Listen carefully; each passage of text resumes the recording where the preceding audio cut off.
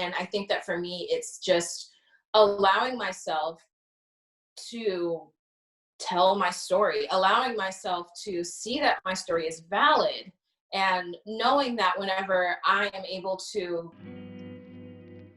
speak my story, that it inspires others to do so as well.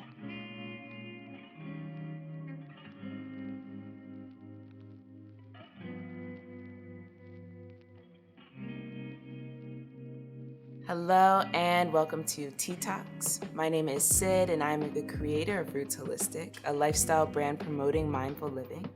And Tea Talks is a space for intentional conversation around mindful living, healing, and liberation. And today I've been really looking forward to this conversation with Aja Pressley. Aja is a yoga and mindfulness teacher here in the city of Richmond. She is passionate about vegan lifestyle and creating space for BIPOC and QPOC. So, hello, Aja. Good morning. Oh, hello.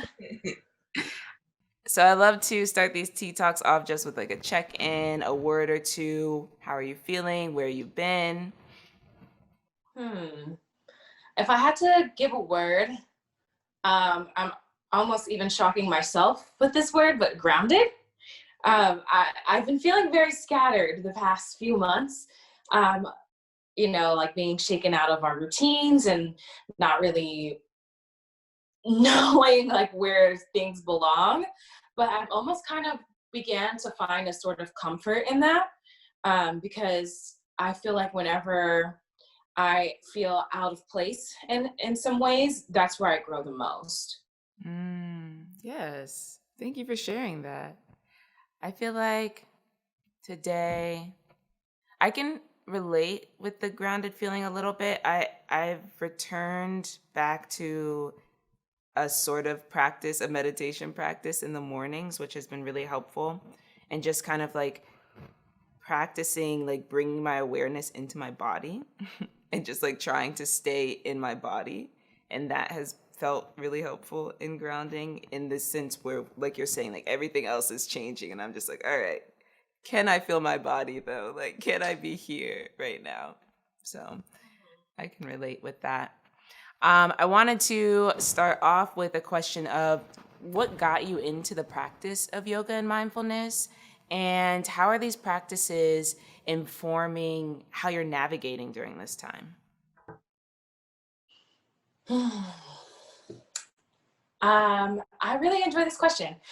So the way I initially came into yoga, I had DirecTV when I was a kid, and there was like a fitness channel. And oddly enough, I think the first time I did yoga, it was Kundalini. And I remember I was just like, at first I was like, whoa, like what is all this like chanting and like this movement? I would say I got a serious practice maybe back in 2015. In 2015, it was whenever the time that I moved to Virginia. I had went through a lot of different trauma situations, and I was trying to learn myself. And through that, I like rediscovered, in a sense, meditation and yoga. And I became a yoga teacher. And while I was in teacher training, again, kind of going back to what I was saying about whenever I feel out of place is probably when I grow the most, because it almost kind of forces me to go inside.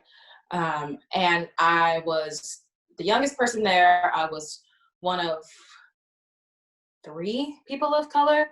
Um, and I just kind of felt like there wasn't a space for me. And I can even remember in my training whenever I was like being asked, like, what do you want to do with this? And I was saying things like I wanted to do like hip hop yoga, or, whenever stuff like this was like unheard of, they were like, that's not going to work. Like, so through that, I've discovered a lot about myself, and like my Blackness. And I've been able to like really come into that and grow into that. And at first I was teaching in spaces where I almost had to shrink myself, right? So I was teaching like set sequence. I was teaching in a space where I wasn't allowed to use the music that I wanted. And then I kind of like separated from the practice in like studio spaces, and then I came into community yoga. And then from there, that's where I really was able to fully blossom. Yeah, no, that's interesting. And I kind of want to hear more about how you felt like you had to shrink yourself into spaces and why you felt you had to do that shrinking. I think that for me, I was oftentimes in spaces where I wasn't represented, even as like the teacher. So even my students were people who didn't look like me. And then on the flip side, when I was practicing in these spaces, there weren't a lot of folks that looked like me. So I think that whenever I was being trained, in a sense, it almost kind of, I was trained to teach to an audience that I don't think I ever really belonged to. And I really don't know why I allowed myself to shrink myself, but I think that oftentimes, being marginalized people, like with me being a Black queer woman, it was hard to bring all three of those identities into that space whenever I didn't feel at that time that they even belonged there. Mm, yeah, I mean, and it's hard when there isn't there's no representation outside of yourself. So it's just like, well, how do I present myself if I'm the first one or like the only one in this space? So I understand that completely, and it helps us dive into this next question because I feel like we have a lot of different things in common, and one of them being like Black queer people in the city of Richmond. And so I'm wondering about what does identifying as queer mean to you? Because like I'm still working on language around this, and I think that we all kind of are. And queer is such a big umbrella term. So for you, what does that mean? What does that look like in your life? So the reason why I choose the identity of queer is just because personally for me, like the word lesbian feels very binary for me. It feels very like set in stone. And I think that with that languaging, that word in a sense was created whenever we did more so think more of a binary in gender. And I think that for me personally, calling myself a lesbian almost kind of only answers to like cis women. And I feel like women are a lot more diverse than the binary, which is why I choose to identify with queer. For sure. And I mean, I feel like even in those two terms, like queer and lesbian, I think that when thinking about lesbian, that only pertains to sexuality, or it often like in our mind is just like that is your sexual orientation, where like queerness is so much more than just our sexual orientation. I'm wondering also, what does it mean for you to show up in teaching spaces or the wellness community as a Black queer person? Honestly, that is something that's like new to me. While my queerness is not new to me, bringing it into this space is, right? So again, I think it also just came from representation or even like the fear inside of me, not wanting to present in that way because fear of how it would be received. Oftentimes I feel like the spaces that we navigate, especially in spaces for women, that it's very much heteronormative. And one of my things when I teach is to teach with as much truth as possible. And I feel like the only way I can do that is if I bring my full identity with it. And then also noting that it's intersectional, right? So my experience is because I'm a Black queer woman, you know what I mean? Like all three of them together make up the experiences that I've had. So I wanted to share a quote that relates to this conversation from Radical Dharma, uh, Talking Race, Love, and Liberation by Reverend Angel Kyoto Williams and Lama Rod Owens. And the quote is, "To hold queerness as a practice is to be in active radical acceptance of everyone and all things as they are." And that was by Reverend Angel Kyoto Williams.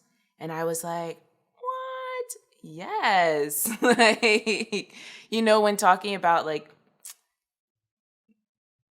queerness as this practice of being outside of this binary and this like holding acceptance for all things. And that quote really sounds like what we're taught in yoga, right? You know, like this like accepting and holding space for all things as they are. I feel like that quote very eloquently like brings together exactly why I feel the need to present all of my identities in the spaces that I teach in. Because who am I to say, do what feels right for you, to listen to your truth if I'm not fully presenting in that? And just like being able to recognize that there is not one way of being, right? Whenever we say things like yoga is for everybody, it's the way that every body presents.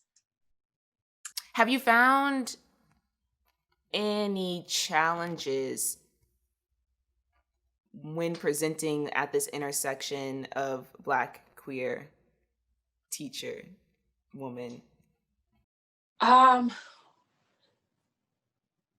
to be completely honest, I feel like my biggest challenge is recognizing that even though I have these identities of being an oppressed person, is that I am much bigger and brighter than, the systems that try to oppress me. And then also recognizing that I still do have privilege, and that in recognizing that, to not take up too much space. You know what I'm saying? Because even though I am a queer woman, I still am cisgendered. I still am feminine presenting. And I understand that there's privilege in that. And that whenever I walk outside of, my front door and I'm just walking down the street, you know, I'm protected in a sense by that. But I understand that maybe I might not get hate in the same way as maybe a masculine presenting woman would. And sometimes I feel that it's almost not my place to speak. You know what I mean? And it's weird because I don't know who said this first, but I think that sometimes we tend to play like oppression Olympics, right? Like we try and see like who has like the hardest situation, and that should be the person to share. But the truth is that we all have our own place. We're all affected by internalized white supremacy, because that's really what this all boils down to, right? It's us not presenting as the ideal person, you know? And that since we all are affected by it, that we all have a story with it. And I think that for me, it's just allowing myself to tell my story, allowing myself to see that my story is valid, and knowing that whenever I am able to speak my story, that it inspires others to do so as well. Yes, I love that. And I can resonate with the feeling of like not wanting to take up too much space. I also feel like that is a conditioning, especially placed upon Black women, to like be quieter, you know, and like not take up too much space, where it's just like, well, we really haven't had much space to take up for like this whole time here in this country. So I love Tea Talks, by the way, which I'm sure I told you. So I was watching the one that you had with Keisha, and you're talking about Sister Outsider. And I recently like picked that book up as well because I was like, I want to read it. And there was in one of the essays that she wrote, or maybe it was one of the speeches, she was kind of talking about how there's almost kind of like this fight between like Black men and Black women in a sense. We're almost kind of fighting for like a small piece of the pie versus like looking outside of like the whole scope. You know what I mean? And I think that very much so answers to the feeling of us being conditioned into a small space, but then still feeling like if we speak out in that small space that we do have, that it's too much, you know? Yeah, for sure. And I definitely feel that, especially when trying to express my experience of queerness. I'm like often very like timid, like I just feel like I don't want to say anything wrong. Although it's like we're all finding new language for things every day, you know? And so and I and so like that fear, I feel like, is also part of that kind of like limiting like oh no, like I shouldn't take up space to explore verbally what I'm experiencing in my life because it's not as important, I guess, is kind of like the thought that comes through. So I think that what you're saying and just like being able to speak and to take up that space, I don't think that there's anything wrong with sharing one's experience. But I think it becomes taking up space when we don't take a moment to then hear another person's experience. Do you see a need for healing spaces centered around queer Black folks or queer people of color? I do. And with that being said, I'm just going to shamelessly plug for a moment here. On August 31st, I am holding a virtual workshop that is designated to hold space for queer people of color, more so geared towards women and femmes. And that is because our world is very much centered, right, in white supremacy. And I think that that often shows up in the queer community. A lot of times queer spaces are very both male dominated and they're often dominated by white folks. Now, do I think that's wrong? No. But at the same time, I think that it is important for there to be space for folks who don't necessarily identify with that to be able to share and build community, because we deserve that. You know, we deserve that visibility.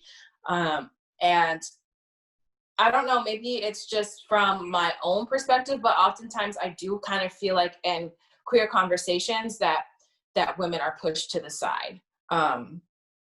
It almost kind of feels like we're being spoken over at times.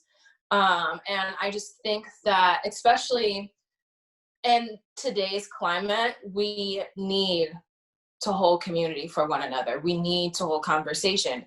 And with that, we'll be able to heal. And like for me, like my meditation and my yoga practice and other tools that I use for self-study, I feel at this point need to be shared. I think that oftentimes whenever we think of self-study, it becomes very secluded and we kind of hold on to our tools.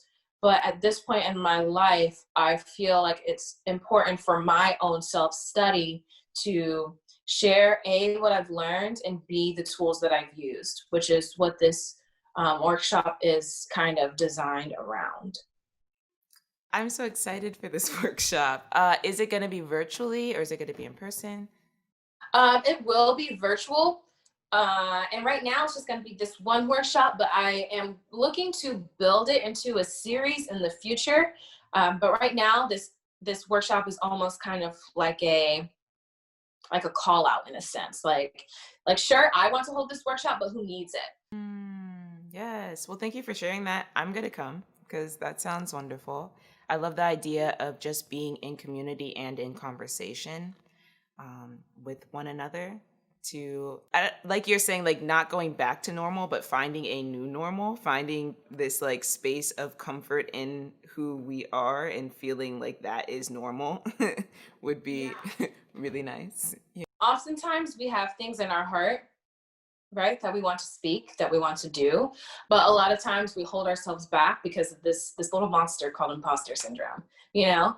And I just hope that folks can know that if you are able to imagine this thing, or if you have experienced something, that you are very much so deserving of expressing that.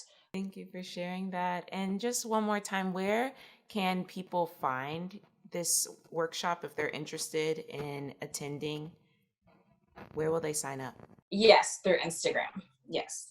Okay, cool. I'll put your Instagram on this post so you guys can be able to find this workshop, and hopefully we'll see you there. Thank you so much, Aja, for taking time out to share your wisdom and your insight. I really appreciate it, and I enjoyed this talk.